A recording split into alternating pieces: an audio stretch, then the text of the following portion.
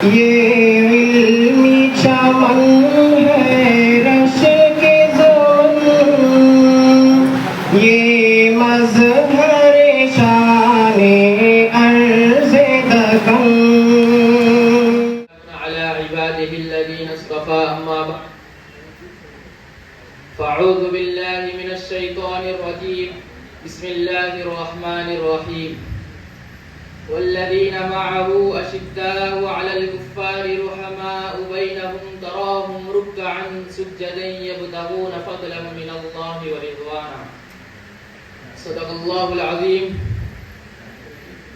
یہ ممکنات جہاں نہیں ہے گلوں سے خوشبو کو چھین لینا، یہ ممکنات جہاں نہیں ہے گلوں سے خوشبو کو چھین لینا، جہاں نبوت کا ذکر ہوگا وہاں صحابہ کا نام ہوگا.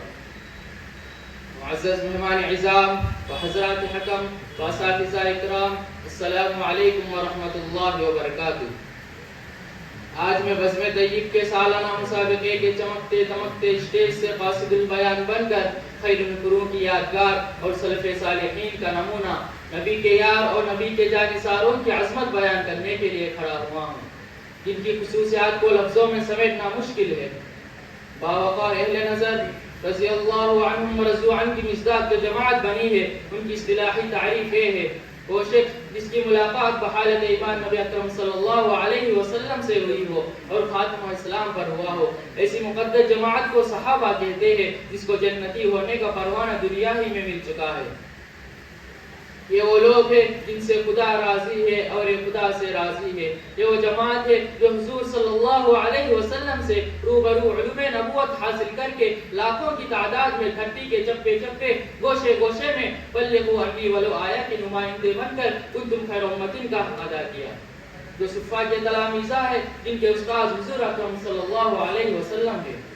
رفقائے مجلس، تاریخ گواہ ہے اس عظمت والی جماعت کے زمانے میں جب بھی باطل پرستوں نے عظمت اسلام کو للکارا، شمع رسالت کو بجھانے کی کوشش کی، قصر دین و ملت پر الغار کی سازش کی، تو والذین معه اشداء علی الکفار کے نمائندے اصحاب صفا، اصحاب رسول، صاحب جنت، مستحق بشارت، مشاہد نبوت، مؤید رسالت، ان دشمنان اسلام پر غیر و غضب بن کر ٹوٹ پڑے اور شیر و ببر بن کر چپٹے اور رائے حق میں آنے والی تمام رکاوٹوں کا سامنا کیا اور باطل کے سیل روا کے سامنے سد سکندری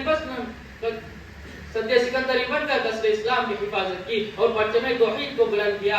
خدا کی محبت نے ان کو اتنا قریب کیا تھا کہ خدا نے خود قرآن میں فرمایا رضی اللہ عنہم ورضوا عنہ.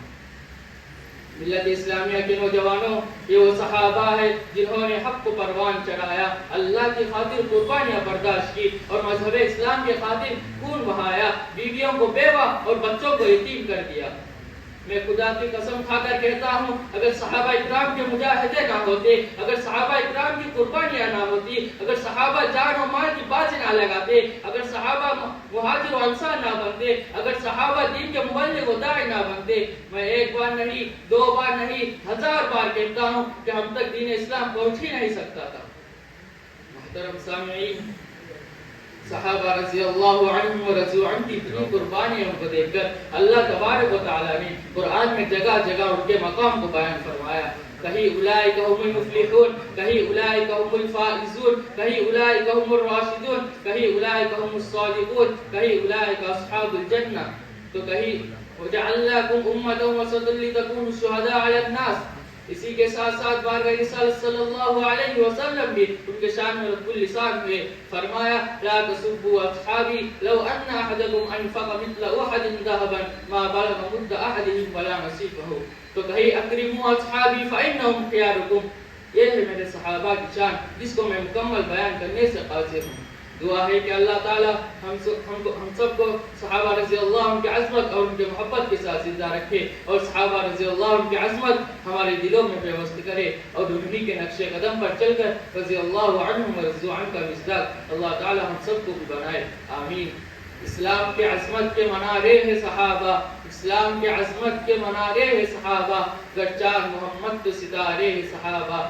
ہم شوق سے کہتے ہیں ہمارے ہیں صحابہ، ہم شوق سے کہتے ہیں ہمارے ہیں صحابہ، واللہ ہمیں جان سے بھی پیارے ہیں صحابہ.